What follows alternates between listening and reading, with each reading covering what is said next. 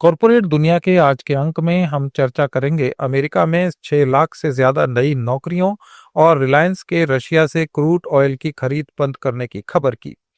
पहले बात करते हैं भारत और इसराइल के बीच बढ़ते ट्रेड की। इंडिया और इसराइल के बीच फ्री ट्रेड एग्रीमेंट के लिए औपचारिक वार्ता शुरू हो गई है। वाणिज्य और उद्योग मंत्री पीयूष गोयल और इसराइल के अर्थव्यवस्था और उद्योग मंत्री निर बरकात ने तेल अवीव में आयोजित भारत इसराइल बिजनेस समिट में इस समझौते के लिए टर्म्स और रेफरेंस पर हस्ताक्षर किए। करीब 15 साल से रुकी पड़ी इस वार्ता को फिर से जीवित करने का ये पहला ठोस कदम है। दोनों देशों के बीच 2010 से ये समझौता लंबित था। पीयूष गोयल ने कहा कि यह समझौता दोनों देशों के बीच व्यापार को संतुलित और दुगना करने की दिशा में माइलस्टोन साबित होगा। उन्होंने कहा कि हमारा लक्ष्य 2030 तक इंडिया इजराइल बायलैटरल ट्रेड को 20 अरब डॉलर तक पहुंचाना है। भारत और इजराइल के बीच आज फ्री ट्रेड एग्रीमेंट पे चर्चा शुरू करने के लिए पहला कदम उठाया गया है। हमने टर्म्स ऑफ रेफरेंस आज तय करके उस पर हस्ताक्षर किए। मेरे मित्र इजराइल के मिनिस्टर श्री नीर बरकत जी और मेरे बीच जो आपसी संबंध बना है, जिस प्रकार से माननीय प्रधानमंत्री नरेंद्र मोदी जी और प्रधानमंत्री नेतन्याहू जी के बीच संबंध है, और जिस प्रकार से दोनों देशों के बीच सहभागिता की संभावनाएं हैं, कॉम्प्लीमेंट्री पॉसिबिलिटीज़ हैं, जिस प्रकार से दोनों देशों के चुनौतियां भी एक जैसी हैं, उसको मद्देनज़र रखते हुए हम समझते हैं कि ये एक अच्छी शुरुआत हो सकती है। अच्छा एक द्विपक्षीय व्यापार का करार बनेगा और नए अवसर बड़े पैमाने पे खोलेगा।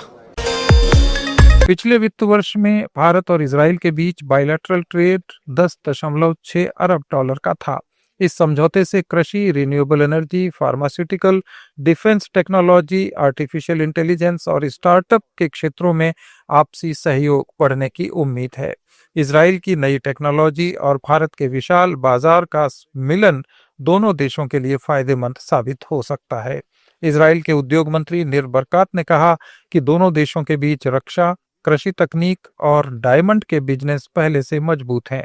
एफटीए लागू होने पर भारत को इसराइल की उन्नत तकनीकों तक आसान एक्सेस मिलेगी। वहीं इसराइल की कंपनियों को विशाल भारतीय बाजार में नए अवसर प्राप्त होंगे।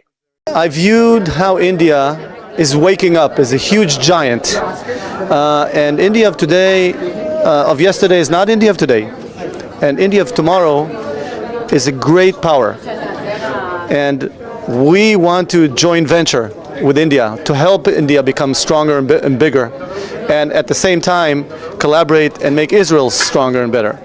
So there's a huge potential. I found a really good friend, Minister Piyush Goyal and I see eye to eye of how to develop the complementary countries. You have scale, we have innovation, and the combination of the two is very, very important and big. America के उपराष्ट्रपति JD Vance ने एक news channel के programme में कहा कि Trump administration की policies के कारण अब देश में बनने वाली नई नौकरियां सबसे पहले अमेरिकी सिटीजन्स को मिल रही हैं।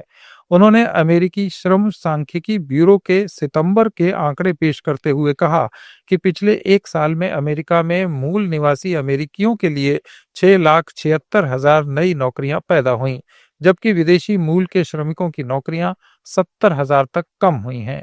वेंस ने कहा कि बड़े पैमाने पर अवैध प्रवास से पहले मजदूरी कम हो जाती थी और अमेरिकी नागरिकों को नौकरी मिलना मुश्किल हो रहा था, लेकिन ट्रंप एडमिनिस्ट्रेशन की सख्त इमिग्रेशन नीतियां और बड़े पैमाने पर डिपोर्टेशन के बाद अब श्रम बाजार में पॉजिटिव बदलाव देखने को मिला है।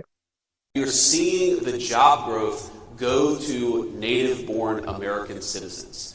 And what happened under the Biden administration is, to the extent there was any job growth at all, if you looked at the data, almost all of the net job creation in the United States under the Biden administration went to the foreign-born. Now, of course, some of those people are legal immigrants to the United States, but that means that a lot of the job creation was actually going to illegal aliens who shouldn't have been in our country.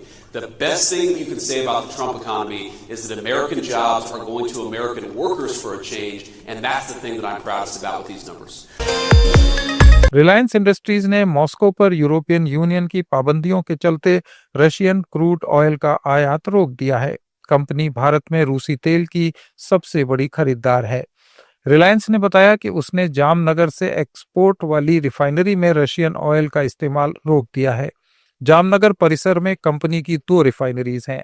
एक विशेष आर्थिक zone इकाई है जिसमें European union, America और दूसरे देशों को ईंधन का निर्यात होता है।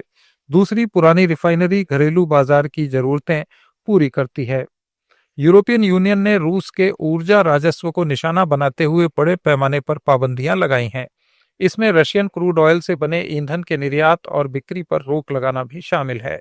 यूरोपियन यूनियन RIL का बड़ा बाजार है। ऐसे में रिलायंस ने SEZ रिफाइनरी में रशियन ऑयल की रिफाइनिंग को बंद कर दिया है। रिलायंस के प्रवक्ता ने बताया कि 1 दिसंबर से एक्सपोर्ट होने वाले सभी प्रोडक्ट गैर रशियन क्रूड ऑयल से बने होंगे। सिंगापुर में हुए ब्लूमबर्ग न्यू इकोनॉमी फोरम में केंद्रीय मंत्री अश्विनी वैष्णव ने कहा कि आने वाले वर्षों में भारत इन्वेस्टर्स के लिए एक बहुत अच्छा देश बना रहेगा।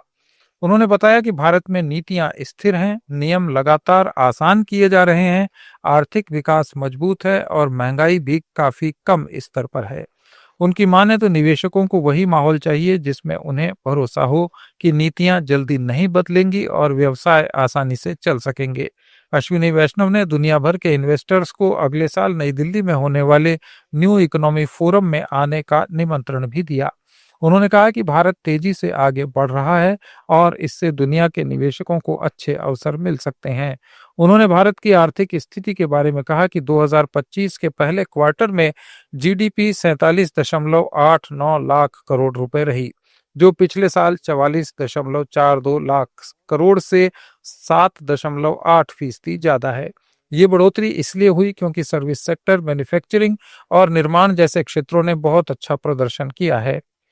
वैष्णव ने कहा कि तेजी से बढ़ती इकोनॉमी और स्थिर माहौल के कारण आने वाले समय में भारत दुनिया के सबसे महत्वपूर्ण इन्वेस्टमेंट डेस्टिनेशंस में से एक बनेगा। If you look at the world of AI models, LLMs today, there are 3 different categories. One, large models which are basically chatbots and providing summaries and that kind of stuff. Second, small, very focused models which are used in very specific industries and providing that specific solution. This space is providing lots of opportunities for IT industry, for people who are developing applications, for people who are providing solutions. This is one space which is very important for India. The third is basically the new research which is happening. We have created a common compute facility of 38,000 GPUs, which is available to all the researchers, to all students at a price which is less than $1. Here we have equalized the access to technology. Our Prime Minister says that we must democratize technology. So that democratization of technology is what we have done. So that approach has given large number of opportunities to a very large number of researchers and innovators. ये थे corporate जगत के कुछ महत्वपूर्ण updates. जुड़े रहिए let's mic के साथ।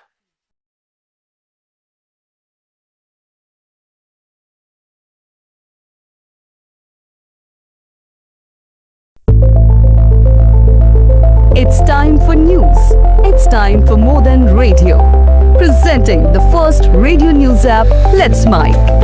Let's Mic, a news-based app on your phone where you get to watch and listen news, talk shows, interviews, radio show podcasts. On Let's Mic, you get all relevant information of TV, print, radio, podcast, and digital. Let's Mic talks about every segment of life.